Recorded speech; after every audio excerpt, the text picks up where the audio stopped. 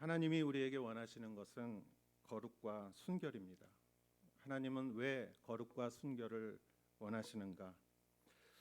그 이유는 레위기 19장 2절에 이렇게 나와 있습니다. 같이 한번 보겠습니다. 이스라엘 온 회중에게 말하여라. 나 너희 하나님 여호와가 거룩하니 너희도 거룩해야 한다. 아멘.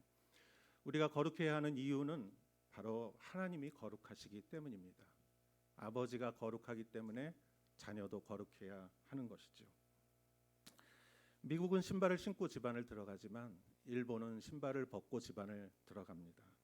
아버지가 신발을 벗고 집안으로 들어오는 것을 규정을 하면 자녀들은 그것을 따라야 하는 것이죠.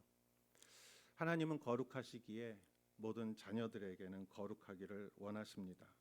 아버지와 같이 살기 위해서, 아버지의 자녀요 백성이 되기 위해 우리는 거룩해야 합니다. 이스라엘 백성은 하나님이 거룩과 순결을 원하신다는 것을 잘 알고 있었습니다. 그래서 그들은 항상 손을 닦았고 죄인을 멀리했고 율법을 지키려고 노력을 했습니다. 그러나 현상이나 행위에 만족하고 그 내면의 본질을 구하지 않을 때 거룩은 형식이 되었고 거룩의 모양은 있으나 그 능력은 없었던 것입니다. 오늘 성경에 한 여인이 나옵니다. 그녀는 거룩과 순결함으로 예수님께 예배를 드립니다. 사단이 가장 무서워하는 것은 거룩함입니다. 순결함입니다. 빛이 밝으면은 어둠이 자연히 물러나듯이 영적 전쟁의 비결은 죄악을 물리치는 것보다 물러나라라고 이렇게 외치는 것보다 우리가 그냥 하나님을 그대로 찬양하고 우리의 순수한 모습을 보일 때 악한 영이 자연히 물러나게 돼 있는 것이죠. 그래서 거룩은 가장 큰 능력이며 하나님도 오늘날 이러한 예배자를 찾고 계십니다. 이러한 거룩한 예배자가 되시는 여러분이기를 축원합니다. 오늘 성경 1절과 2절 말씀을 읽어보겠습니다. 6월절이 시작되기 6일 전에 예수께서 베다니에 도착하셨습니다. 같이요. 그곳은 예수께서 죽은 사람 가운데서 다시 살리신 나사로가 사는 곳이었습니다. 그곳에서 예수를 위해 잔치를 베풀었습니다. 마르다는 음식을 날랐고 나사로는 예수와 함께 음식을 먹고 있는 사람들 가운데 함께 있었습니다. 아멘. 6월절 시작되기 6일 전이다. 예수님은 6월절 저녁에 붙잡히셨죠. 그렇기 때문에 그 6일 전이라는 뜻입니다. 오늘 성경은 요한복음 12장인데 바로 그 전에 11장에는 어떤 내용이 나오냐면 나사로가 병들었고 예수님은 이틀을 더 체류하시다가 나사로에게 갔을 때 나사로는 이미 무덤에서 장사한 지 4일이 지난 후였습니다. 그런데 예수님께서 거기에서 말씀하십니다. 예수님의 유명한 요한복음의 에고에미 나는 무엇이다 라는 7가지 중에 예수님은 나는 부활이요 생명이다 라고 말씀하십니다. 요한복음 11장 25절 26절을 읽어보겠습니다. 나는 부활이요 생명이니 나를 믿는 사람은 죽어도 살겠고 살아서 나를 믿는 사람은 영원히 죽지 않을 것이다. 내가 이것을 믿느냐. 아멘. 예수님은 부활이요 생명입니다. 그리고 예수님은 그것을 드러내시기 위하여 죽은 나사로를 살리셨습니다. 나사로여 나오라 그랬을 때 나사로가 무덤에서 나왔습니다. 믿기 어려운 얘기죠. 그러나 천지만물을 창조하시고 무에서 유를 창조하신 삼위일체 하나님은 우리에게 영원한 생명을 보여주기 위하여 나사로를 다시 부활하게 하셨습니다. 그것은 너무나 놀랍고 큰 기적입니다. 그러나 기적은 그 자체가 목적이 아니라 그 기적에는 목적이 있었습니다. 그것은 예수님을 믿게 하는 것이죠. 우리는 믿음이 기적보다 더 위대한 것입니다. 왜냐하면 나사로는 죽었다가 부활했지만 다시 죽었습니다. 그러나 믿음은 우리에게 영원한 생명을 주는 하나님의 능력인 것이죠. 그래서 그 목적은 기적의 목적은 믿음입니다. 믿음은 영생을 여는 문이며 기적보다 중요한 것은 믿음입니다. 이 일로 인해 유대인들은 위기감을 느끼기 시작했습니다. 그날로부터 유대인의 지도자들은 예수를 죽이려고 음모를 꾸몄습니다. 지금까지는 예수님을 잡으려고 음모를 꾸몄지만 때가 이르지 않았기에 그들이 어떤 수를 써서도 예수님을 잡을 수가 없었습니다. 그러나 이제 때가 이르렀습니다. 예수님이 십자가를 지실 때가 이르렀고 예수님도 그것을 느끼고 알고 계셨습니다. 그래서 성경에는 이렇게 나와 있습니다. 예수님은 그때부터 유대 사람들 가운데 더 이상 드러나게 다니지 않으셨습니다. 그리고 광야에 가까운 마을에서 제자들과 함께 머무셨습니다. 광야는 예수님이 사역을 시작한 곳이고 예수님의 사역을 마치신 곳이기도 합니다. 예수님은 잠잠하셨고 기도하셨고 침묵하셨고 하나님과 교제하셨습니다.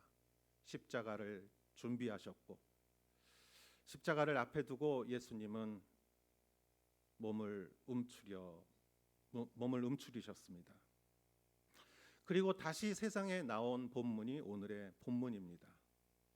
며칠 전에 전도사님과 이런 이야기를 나눴습니다. 일꾼과 군인의 차이가 무엇인가? 일꾼은 열심히 일하지만 죽는다는 생각은 아마 하지 않아도 될 겁니다. 그러나 군인은 내가 죽을 수 있다는 생각을 해야 하는 것이 군인이지요. 죽음의 가능성 앞에 우연에 의해 자신의 생명이 좌우되는 전쟁터에 나가야 하는 것이지요. 여러분은 혹시 내가 죽을 수도 있다라고 생각해 보신 적이 있습니까? 어떤 순간이나 병이나 이런 것으로 인해서. 저는 군대에 있을 때 사이렌이 나고 전쟁이 시작됐다는 그런 라디오 방송이 나왔을 때 느꼈던 그 기분을 지금도 잊지 못합니다. 아, 내가 죽을 수 있겠구나. 예수님도 동일하게 내가 십자가를 져야 되겠구나. 현실로 그 십자가를 앞에 두고 예수님은 베다니에서 식사를 하고 계셨던 것이지요. 그 집은 잔치집이었습니다. 라사로가 다시 살아났고 사람들이 몰려왔고 기뻤고 음식이 있고 포도주가 있고 그들에게는 기쁨과 행복이 넘쳤습니다. 마르다는 음식을 날랐습니다. 나사로는 테이블에 예수님과 같이 있었습니다. 그러나 그 잔치집 속에 앉아 계신 예수님의 그 깊은 심령의 슬픔을 누가 알 수 있었을까요? 예수님의 모두가 기뻐하는 가운데 예수님의 마음의 깊은 슬픔을 우리는 마태복음 26장 38절을 보며 우리가 상상해 볼 수가 있습니다. 한번 읽어보겠습니다. 그때 예수께서 그들에게 말씀하셨습니다. 내 마음이 너무 괴로워 죽을 지경이다. 너희는 여기 머물러 나와 함께 깨어 있도록 하라. 내 마음이 너무 괴로워 죽을 지경이다. 겟세마네에서 하신 예수님의 말씀이지만 6일 전에 베다니 나사로 집에서 식사하고 계시는 이 잔치집에 앉아 있는 예수님의 속마음도 동일하다고 생각합니다. 내 마음이 너무 괴로워 죽을 지경이다. 사람들은 다 기뻐하고 좋아하는데 예수님은 괴로운 마음을 품고 있었지요. 그런데 한 사건이 벌어집니다. 3절 읽어보겠습니다. 그때 마리아가 매우 값비싼 향유인 순수한 나드 1리트라를 가져다가 예수의 발에 붓고 자기 머리털로 예수의 발을 닦아드렸습니다. 집안은 온통 향내로 가득했습니다. 아멘. 그때 갑자기 마리아가 값비싼 향유 순수한 나드 1리트라를 가져다 예수님의 발에 붓고 자기 머리털로 발을 닦아드렸다. 그리고 집안에 향내가 가득했다. 저는 이것이 마리아가 예수님에게 드린 거룩한 예배라고 저는 생각합니다. 마리아는 물론 하나님의 시간표를 알 수 없었습니다. 이제 곧바로 십자가를 져야 한다는 하나님의 시간표를 마리아가 알고 있을 리가 없었죠. 그러나 평소에 예수님을 따르고 예수님의 말씀을 새겨 듣고 예수님을 깊이 사랑하고 이해했던 영적인 마리아는 느꼈습니다. 지금이라고 느꼈죠. 지금 하지 않으면은 기회가 없다고 느꼈습니다. 직감했습니다. 그리고 행동했습니다. 여러분, 예배자는 느끼는 사람입니다. 내가 지금 예배드리는 시간인가? 내가 지금 예배를 드려야 된다는 그런 느낌을 아는 사람이 예배자입니다. 여러분, 베드로를 한번 생각해 보십시오. 베드로는 예수님을 만날 때 밤을 새워서 고기를 잡았지만 한 마리도 잡지 못했을 때 예수님께서 깊은 곳에 그물을 던지라고 하셨습니다. 이 시간에 그곳에서 고기가 잡힐 리가 없다는 것을 그는 어부로서 전문가로서 알았지만 말씀이시니 한번 순종하겠습니다 하고 깊은 곳에 그물을 내렸을 때 그물이 찢어질 정도로 고기가 잡혔습니다. 보통 사람 같았으면 그거를 보고 어디다 팔까, 얼마에 팔까 이런 생각을 했을 거예요. 그러나 베드로는 뭔가 달랐어요. 그게 베드로의 위대함이에요. 예수님의 제자 중에 수저자가 되고 예수님의 귀한 사역을 했던 베드로가 무엇이 다른가? 그는 그 순간에 직감을 했습니다. 지금 내 눈앞에 있는 이 고기가 중요한 것이 아니라 이 고기가 있는 곳을 알려주신 이분에게 내가 예배해야 되겠다. 그래서 베드로는 자기도 모르게 주여 나를 떠나소서 나는 죄인입니다. 여러분, 이거는 고백이며 이건 예배예요. 예수님의 발 앞에 엎드려 예수님을 경배하고 내 죄를 자복하고 고백하고 그분을 높이 올려드린 이 예배를 베드로가 어떻게 할 수 있었을까요? 여러분, 어떻게 눈앞에 고기가 그 많은 고기를 보면서 어부가 그거를 옆에 두고 예수님을 예배할 수 있을까? 그것은 베드로가 영적으로 예수님을 느꼈기 때문이죠. 잔치집에서 마르다는 그 음식을 날랐어요. 날라주는 음식을 사람들이 기쁘게 먹는 게 너무 기뻤어요. 라사로는 예수님과 같은 테이블에 앉았습니다. 라사로는 그날의 주인공이에요. 사람들이 다 라사로 라사로 하면서 기뻐하는, 나 때문에 사람들이 기뻐하니 얼마나 기뻤겠어요. 그러나 마리아는 달랐어요. 마리아는 음식이 아니고 라사로가 아니고 예수님의 깊은 심령을 봤을 때 예수님 앞에 향유를 부어야 되겠다라고 생각을 했습니다. 여러분, 예배하는 사람은 느끼는 거예요. 저는 로마의 백부장을 항상 은혜롭게 생각해요. 예수님이 십자가에 달려 돌아가셨을 때 지진이 나고 천둥이 치고 하늘의 모든 현상을 보면서 백부장이 이렇게 말했습니다. 이는 진정 하나님의 아들이다. 이거는 백부장의 예배예요. 그런데 제가 은혜를 받는 것은 부활하신 예수님을 보고 예배한 것이 아니라 십자가에 달리신 예수님을 보고 그는 느낀 거예요. 얼마나 힘이 없으면은, 얼마나 바보 같았으면 저렇게 이렇게 비참하게 죽을까라고 생각할 만도 한데 그분은 그렇지 않은 거예요. 그 십자가 위에 사형수로 죽어 달려 있는 예수님을 보면서 예수님을 고백한 거예요. 여러분, 이것이 예배자입니다.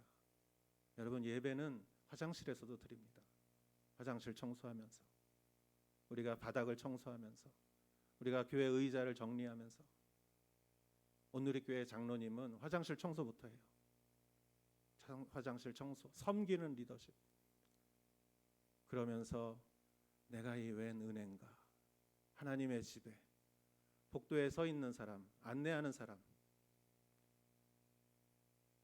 왜 나한테 이런 거 시키지? 이럴 수도 있어요. 그러나 예배자는 거기 서서 예배하는 거예요. 내가 여기 서 있음으로써 주님께 영광이 들려지는 것. 그것이 순수하고 거룩한 예배자의 모습이죠. 하나님은 물질도 아니고 에너지도 아니고 힘 덩어리도 아닙니다. 하나님은 인격이십니다. 나를 사랑하사 나를 창조하신 하나님과의 만남을 간절히 소망하는 사람이 예배자인 것입니다. 그리고 하나님은 내가 너의 하나님이요 너는 나의 백성이다 라고 하나님은 확인하길 원하십니다. 예배는 형식적인 종교 행위가 아닙니다. 살아계시고 전능하신 하나님 아버지가 우리의 하나님이심을 인정하는 것이 예배요. 예배의 능력은 거룩과 순결에서 나오는 것이요. 예배는 능력이요, 심장이요, 생명입니다. 예배를 잘 드려야 우리의 영혼이 살아나는 것이죠. 이 시간에 여러분의 영혼이 하나님으로 인하여 예배자이신 예배자에게 은혜를 부어 주시는 하나님의 능력으로 여러분의 영혼이 소생되기를 주의 이름으로 축원합니다. 마리아가 여기서 드렸던 거룩과 순결의 예배는 세 가지 특징이 있습니다. 첫 번째 특징은 거룩과 순결한 예배는 준비된 예배라는 것입니다. 하영조 목사님께서 이 본문을 가지고 항상 이렇게 말씀하셨어요. 300데나리온이면 300만행인데 그거를 이 마리아가 준비하기 위해서 얼마나 시간이 걸렸을까? 300만행을 모으려면은 정말 몇 년, 10년 이상 오랜 시간이 걸릴 텐데 그거를 모아서 그것을 준비했다는 것은 예배는 거룩한 예배는 준비된 예배다라는 것입니다. 준비하는 것은 소중한 것을 말하지요. 저는 손자가 없어서 잘 모르는데 손자가 있는 사람은 도시다마이 세뱃돈을 항상 준비하더라고요. 설날 되면은 세뱃돈을 이렇게 준비해서 주더라고요. 아, 저 할아버지가 손자가 보고 싶구나. 그러니까 세뱃돈을 준비하죠. 출가한 자녀들이 집에 오면은 부모님은 청소하고 음식을 장만해요. 아, 자녀가 오는 걸 기다리는구나. 마찬가지예요. 예배의 준비는 시간을 의미하지 않습니다. 자세를 의미하는 것이죠. 우리는 예배를 준비해야 합니다. 마음으로 준비합니다. 그 준비 중에 하나가 무엇일까? 묵상해 보았습니다. 저는 특별한 일이 없으면은 생명의 삶 주일 본문을 가지고 말씀을 전합니다. 여러분, 월요일부터 큐티를 하십시오. 말씀을 묵상하시고 그날 나에게 주신 하나님의 말씀이 무엇일까? 화요일 날 하시고 수요일 날, 목요일, 금요일, 토요일 묵상을 하시고 우리가 다 같이 같은 말씀을 묵상하고 주일날 와서 같은 말씀을 나눌 때 하나님께서 우리에게 부어주시는 은혜가 클 줄 믿습니다. 내가 사모하고 사랑하고 준비하며 예배드릴 때 주님께서 큰 은혜를 부어주실 줄 믿습니다. 두 번째 거룩하고 순결한 예배는 겸손과 섬김의 예배입니다. 마리아는 예수님의 발에 향유를 붓고 자기 머리털로 발을 닦아드렸습니다. 이거는 보통 할 수 있는 행동이 아니죠. 예수님의 발과 여인의 소중한 머리칼을 이렇게 생각하면은 보통 있을 수 없는 장면입니다. 그러나 이것은 주님 앞에 100% 자복하고 드리는 예배인 것이죠. 사람 사이에 이런 장면이 있다면, 사람과 사람 사이에 이런 장면이 있다면 아마 교만과 비굴일 것입니다. 위에 있는 사람은 교만한 사람이고 자기 머리를 발에 대는 사람은 비굴한 사람이겠죠. 그러나 예배를 받으시는 예수님 앞에 자기의 온 머리를 드린 그 여인의 모습은 겸손과 섬김으로 우리에게 느껴지는 것이죠. 왜냐하면 나를 위해 생명을 주신 예수님, 하늘 영광 버리고 이 땅의 가장 낮은 곳으로 오신 예수님 앞에 우리가 아무리 머리를 숙여도 예수님께 그 은혜는 갚을 수가 없기 때문입니다. 하나님 앞에 겸손과 섬김으로 예배를 드리는 여러분 되시기를 축원합니다. 세 번째 거룩하고 순결한 예배는 넘치는 예배입니다. 그 방 안에 향기가 넘쳤다라고 성경은 말하고 있습니다. 이 여인이 드린 예배는 넘치고 충만했습니다. 세상은 넘치는 걸 좋아하지 않죠. 물에다가 컵을 이렇게 꽉 차는 것까지는 하지만 넘치면은 흘렸다고 하고 그것 횡주로 치워야 되고 그러면은 야단 맞기도 하죠. 그러나 여러분, 영적인 원리는 다릅니다. 영적인 원리는 그것이 나오기 위해서는 넘쳐야 돼요. 넘쳐나네 찬양도 있죠. 은혜가 넘치고 성령이 넘치고 교제가 넘치고 이러한 것이 넘칠 때 우리에게 순결하고 거룩한 예배가 드려지는 것이죠. 이 오사카 땅에 여러분 이렇게 예배드리는 장소가 얼마나 있겠습니까? 진정으로 예배드리는 곳을 하나님은 찾고 계십니다. 하나님 예배드리는 하나님께 거룩과 순결로 예배드리는 것이 바로 이곳입니다라고 말할 수 있는 여러분 되시기를 축원합니다. 아멘. 우리가 진정으로 이러한 예배를 드릴 때 반드시 사단은 방해를 합니다. 4절에서 6절 한번 보겠습니다. 그때 제자들 중 하나이며 나중에 예수를 배반할 가룟 유다가 말했습니다. 왜 이 향유를 300데나리온에 팔아 가난한 사람들에게 주지 않고 낭비하는가? 그가 이렇게 말한 것은 가난한 사람들을 생각해서가 아니었습니다. 그는 돈주머니를 막고 있으면서 거기에 있는 돈을 훔쳐가곤 했기 때문입니다. 아멘. 가룟 유다가 300데나리온에 팔아 가난한 사람에게 주지 않고 낭비하는가? 그는 이것을 낭비라고 말했습니다. 향유가 낭비로 보인 것이죠. 하용조 목사님은 이런 말씀하셨어요. 낭비라면은 그것은 바로 거룩한 낭비입니다. 거룩한 낭비입니다. 거룩한 시간 낭비입니다. 거룩한 향유의 낭비입니다. 그러나 그것은 하나님이 기뻐 받으시는 제물입니다. 모든 것이 합리적이라고 모든 것이 다 옳은 것은 아닙니다. 사단은 그럴듯한 이유로 우리의 예배를 방해합니다. 바로가 이스라엘 백성들에게 예배드리지 못하게 한 책략 중에 하나는 바쁘게 한 것이죠. 재료를 주지 않고 벽돌을 만들게 해서 2배 더 바쁘게 함으로 인해서 예배를 못 드리게 하는 것이죠. 여러분, 많은 합리적인 이유가 우리의 예배를 방해합니다. 그러나 우리는 예배를 포기하지 않는 여러분 되시기를 축원합니다. 7절에서 8절 말씀 보도록 하겠습니다. 예수께서 대답하셨습니다. 그대로 두어라. 이 여인은 내 장례날을 위해 간직해둔 향유를 쓴 것이다. 가난한 사람들은 항상 너희와 함께 있지만 나는 항상 너희와 함께 있는 것이 아니다. 예수님께서는 이 여인의 행위를 이해하셨습니다. 내 장례날을 위해 간직해둔 향유를 쓴 것이다. 가난한 사람들은 항상 있지만 다음에도 너희가 도와줄 수 있지만 나는 항상 너희와 함께 있는 것이 아니다. 예수님께서는 이 이후에 예루살렘을 입성하시고 롤러코스터처럼 예수님은 그대로 십자가까지 가십니다. 예수님과 그 앞에 엎드려 예배드릴 수 있는 날은 이날밖에 없었던 것이고 예수님은 그 마리아의 마음을 알아차리신 것이죠. 통하신 것이죠. 서로 느낀 것입니다.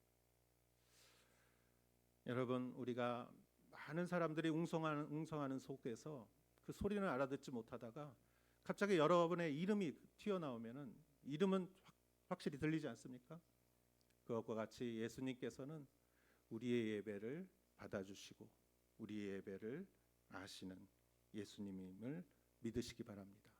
그래서 우리가 어디에서 예배를 드리든지 예수님은 우리의 예배를 받아주십니다. 9절에서 11절까지의 말씀을 읽어보도록 하겠습니다. 유대 사람들의 큰 무리가 예수께서 베다니에 계시다는 것을 알고 몰려왔습니다. 이는 예수뿐 아니라 예수께서 죽은 사람 가운데서 살리신 나사로도 보기 위함이었습니다. 대제사장들은 나사로도 죽이려고 모의했습니다.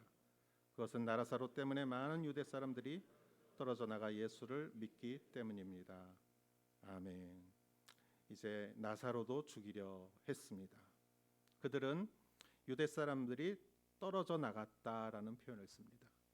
유대 사람들이 예수님을 믿은 것이 아니라 그 제사장들 속에 있었던 무리들이 떨어져 나가서 예수님을 믿기 시작했다는 거예요. 자기들을 따르는 무리가 줄어드는 것이 두려웠던 것이죠. 그래서 이제 예수님은 십자가의 길을 가십니다. 말없이 가십니다. 나를 위하여 완전한 사랑을 실천하십니다. 그 십자가의 길을 예수님은 걸어가셨고 그 예수님을 믿는 자에게 영원한 구원과 생명이 있는 것을 또 우리는 믿으시는 여러분 되시기를 축원합니다. 기도하겠습니다.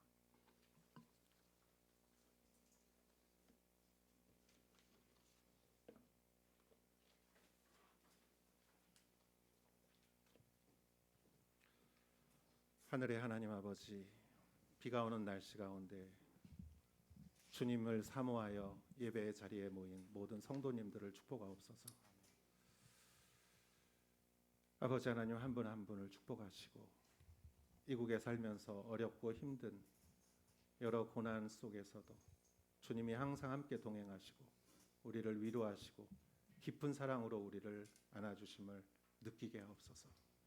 말씀으로 살게 하시고 말씀으로 걷게 하시고 말씀으로 열매 맺게 하여 주시옵소서. 이곳에 모인 모든 분들 위해 그리스도의 큰 은혜가, 부활의 소망이 함께하기를 간절히 축원하오며 예수님의 이름으로 기도했사옵나이다. 다 같이 일어나시